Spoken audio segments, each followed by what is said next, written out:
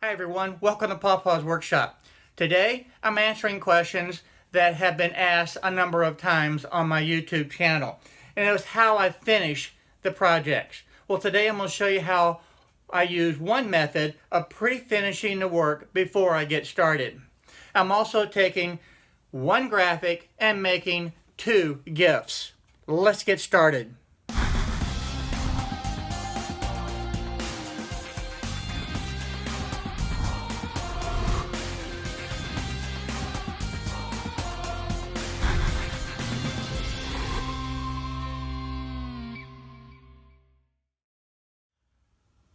Today I found something interesting when I went to Google.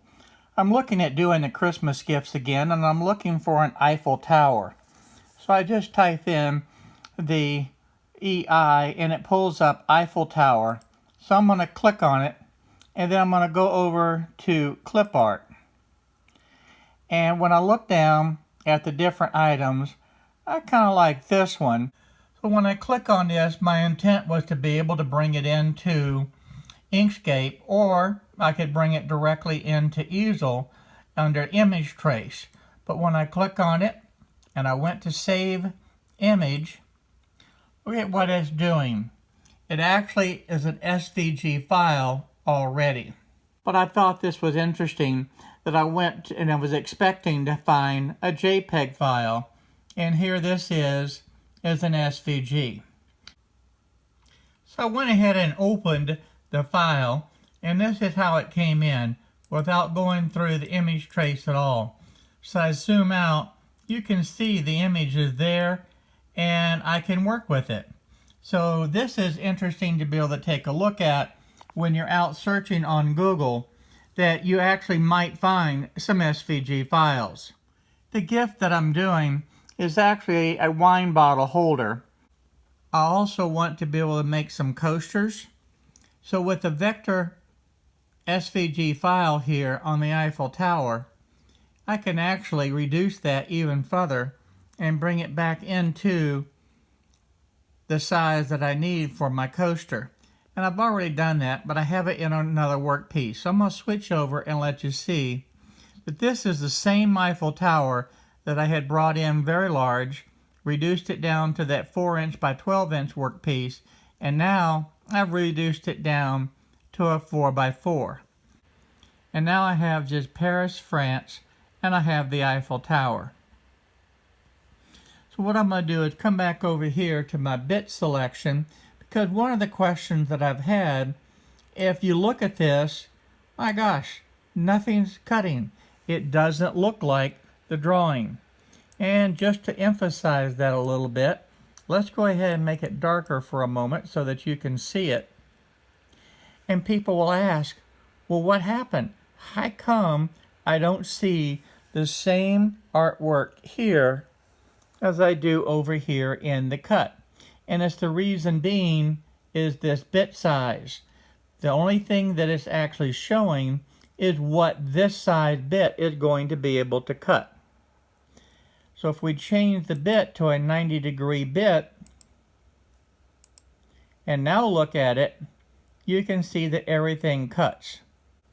What happens if I don't want to use a V-bit? I can actually put in right here under Other, and I can type in 0.015, which would be a very small bit, and you'll see the detail is still there. It's not giving me my V-cut as I did before. That will cut as a flat area, but it does cut all the detail. So we have two projects now that we're going to cut with the same graphics. So let's get started cutting it. People often ask how I finish the different projects. And on today's project, we're using the oak. I'm going to show you how I'm going to fill the grain that's in the oak using my own wood filler.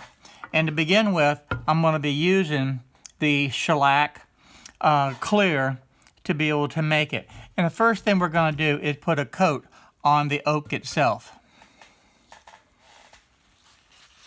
To apply the shellac to the oak, I'm just going to use a paper towel and wipe it on because I want this to be a clear color. Now the good thing about this, it will dry very quickly. And I'm going to go ahead and do both sides. Going to wipe the excess off. I'm going to go ahead and flip it over. And we're going to do the other side at the same time.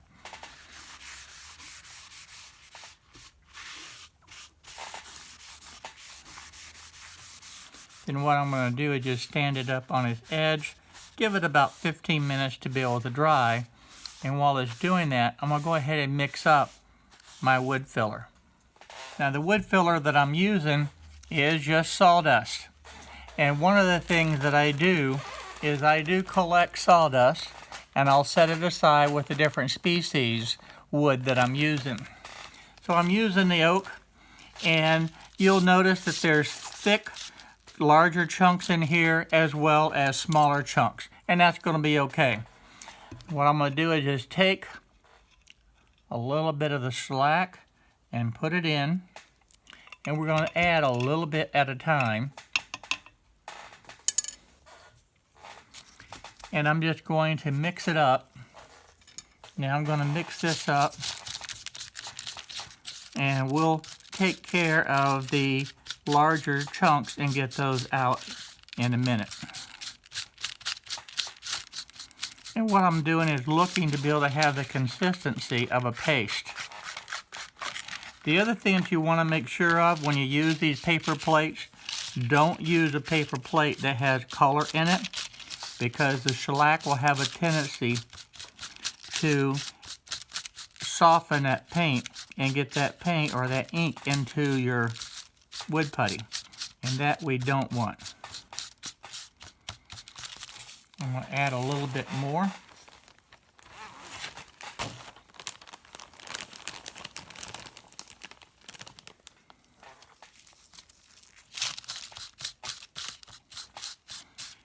And it's really just that simple to be able to do this. I've got some real fine sawdust in here, as well as these larger chunks, and we'll be pushing the larger chunks out of the way as we go through. The sawdust that I have right now in the sander is not oak, so I did not want to use that because it's actually a pine wood and it would be lighter in color.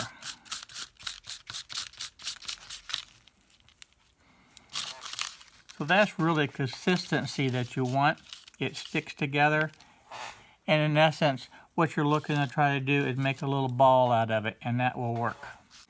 Now once this is dry, we can go ahead and put this on, and then we're just going to rub it into the surface. And what I use is old credit cards, or in this case, this was an old store credit that I had from Home Depot, and you just work this into the grain of the wood.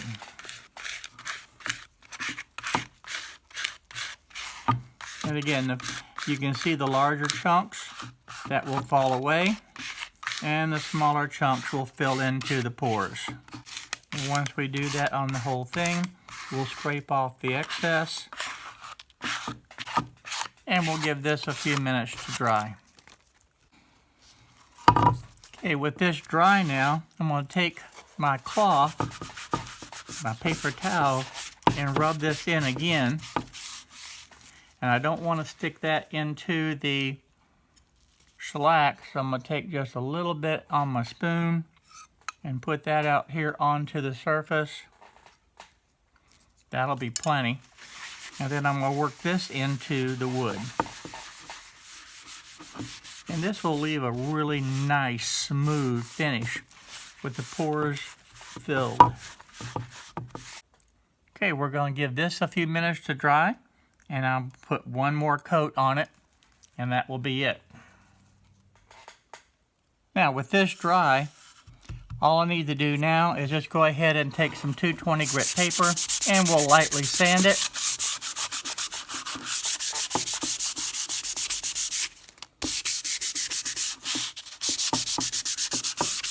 And that leaves a nice smooth surface. I'm going to go ahead and add a final coat of the shellac to this. And I don't know if you can see it in the camera or not, but this is really creating a nice gloss finish.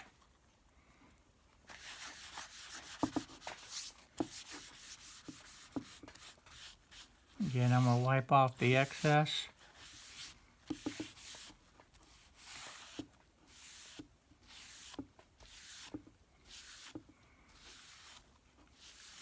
And I wish you could see that in person, but that creates a very, very nice finish.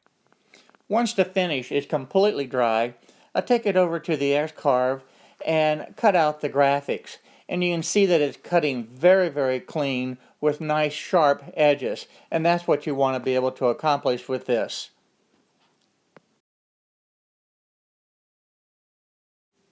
I want to zoom in a little closer so that you can see the detail. And from how it's carving, there's going to be little to no cleanup that's going to be required to be able to prepare this for the painting. Now I moved on to the coasters to get those cut. This is the wood grain, and I ended up not liking this, and I changed over to a more marble look. Now that all the carving was done, it was time to do the painting. And this is where it really gets interesting. You can just flood the area with paint and not have to worry about getting the paint onto the surface, because this is an acrylic paint, which is water-based, and it just wipes right off. And you can see with just a damp cloth, you can remove the paint and it leaves a very good finish, crisp and clear, and that's what you want to be able to accomplish with this.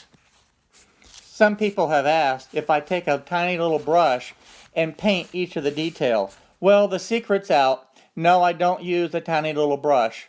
I just flood the surface with the paint and then wipe off the excess. It's important to get the paint into all the little grooves and all the little details. So that's why you really want to flood the surface with the paint. Once you've completed flooding the whole surface area with the paint, then you can just take the damp cloth and from there start wiping off all of the excess paint off of the surface. The paint is not going to stick to the surface because it's a different type of base. So you can just wipe off the excess and your project will be done. You will need to change paper towels often because the towel will get soaked up with the black paint, and you'll need a clean paper towel to be able to get the surface very clean. And you can see here, it does not take a lot of work or effort to be able to accomplish this. On the words Paris, France, there's a lot of very fine detail and it didn't cut very deep. So this method works extremely well to be able to get the paint into all of the detail of the words. And again, once you flood the area completely, then you're going to wipe off the excess with a damp paper towel and it will look very good with minimum amount of effort. Now let's move on to the coasters. And this is a floor sample, so the material itself is already pre-finished. Now I will note that it is porous, so you have to be careful with that. But you do the same technique. You will flood the surface with the paint and then take the damp towel and wipe off the excess. So again, with minimum effort, the results are very rewarding. And just like that, the coaster is finished. There's really no extra work that's needed to be done to this.